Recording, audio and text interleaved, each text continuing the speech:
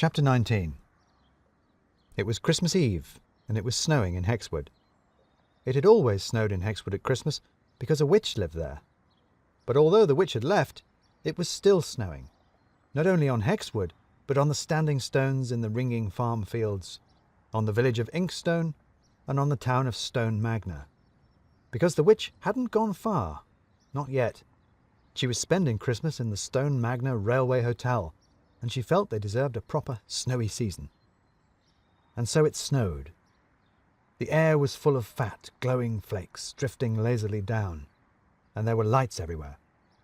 On the road out of Inkstone, every window was lit up, and every tree hung about with fairy lights. The Christmas tree outside the ringing farm shop blinked and blazed in the falling snow. Almost invisible in the shadows and snow, two small figures stopped under a hedge to look at the tree.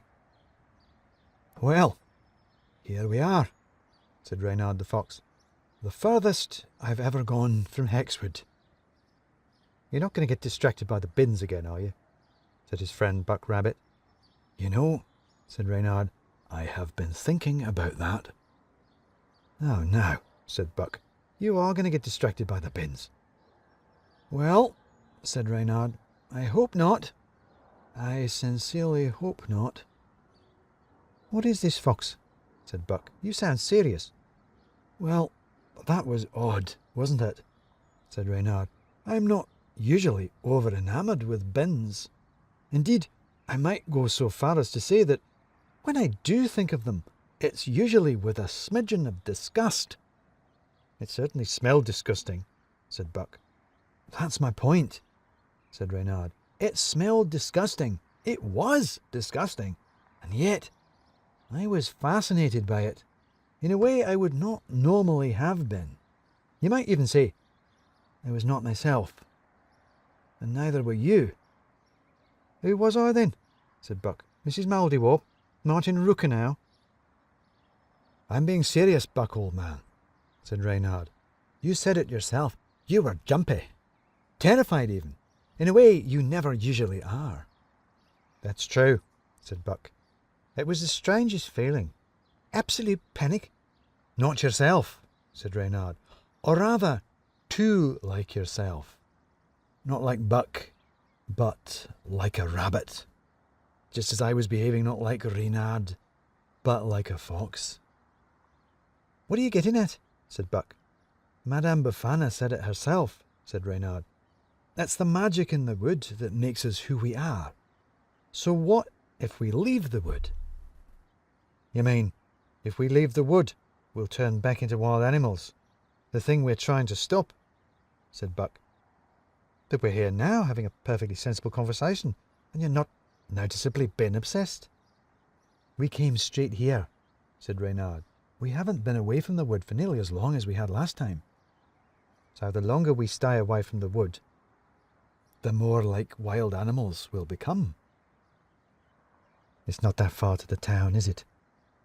"Further than I've ever gone before," said Reynard. "Further than either of us has ever gone before." "Like I said before," said Buck, "together we can do it. Fox and rabbit together." "Fox and rabbit," said Reynard meaningfully. "Fox, predator, rabbit, prey. Friends," said Buck.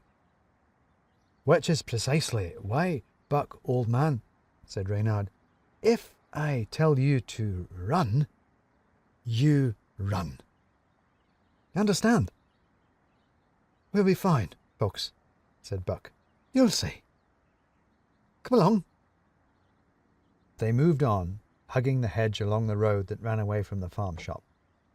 Because of the snow, very few people were out, but they instinctively tried to stay out of sight anyway, perhaps because they were afraid of what people might make of two talking animals out on an adventure, or perhaps because a little bit of the wildness was starting to show in them, and they were just afraid. Where the road turned to start up the hill towards Stone Magna, they found a gap in the hedge and slipped through. They came out into a strange world, a place where all the nature had been tidied away. The hillside was bare, with only carefully placed clumps of silver birch, and at the top of it was a little columned rotunda like a small Greek temple. They didn't know it, but they were in the grounds of a big house. The house itself was out of sight over the crest of the hill, and so the little animals were left to wonder at this strangely neat and tidy landscape as their footprints sketched a dotted line across the snowy hillside. They stopped in the little temple. Behind them the snow was already hiding their traces, and beyond that the road climbed up and to their left towards the town that was now spread out before them. It was full of life and light. Every shop window was bright, every house window was alight. The roads were full of cars creeping through the snow, and the pavements were full of people rushing to and fro. Over the streets hung glittering Christmas lights, and in the square, under the shelter of the old market house, a brass band was playing carols. "I don't like it, Fox," said Buck. "Look at it. There are people everywhere." "We can go back, Buck," said Reynard. "Maybe we should go back." "No." Buck gritted his teeth. "We have to try. It's Christmas Eve. Father Christmas needs our help."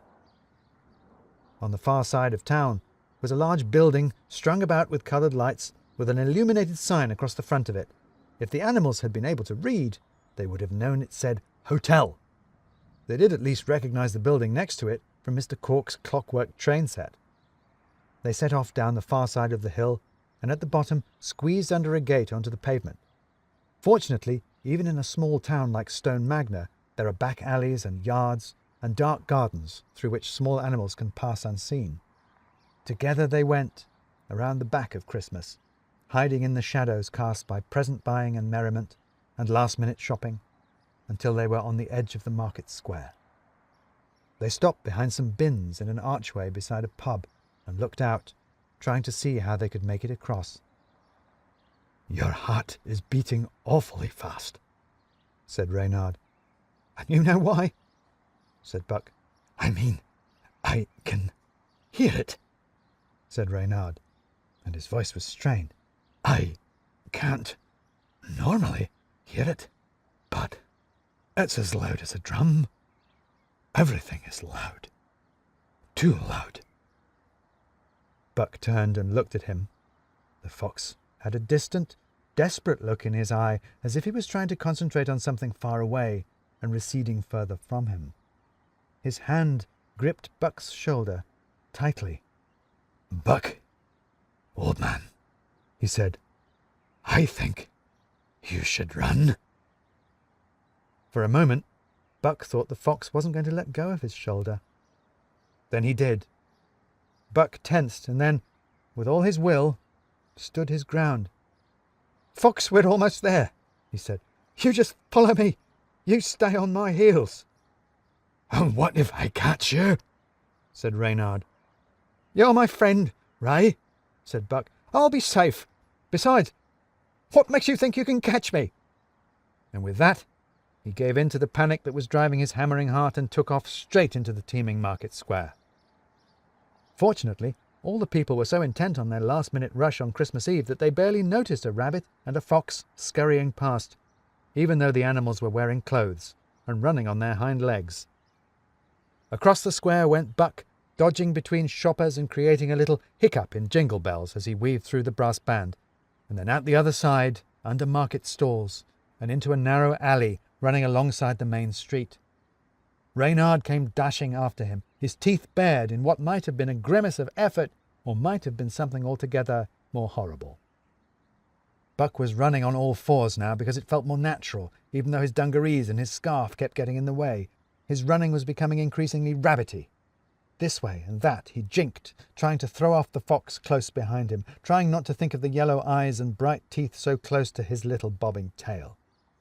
There was only one thing in his increasingly panicked mind. He needed to reach that big building covered in lights.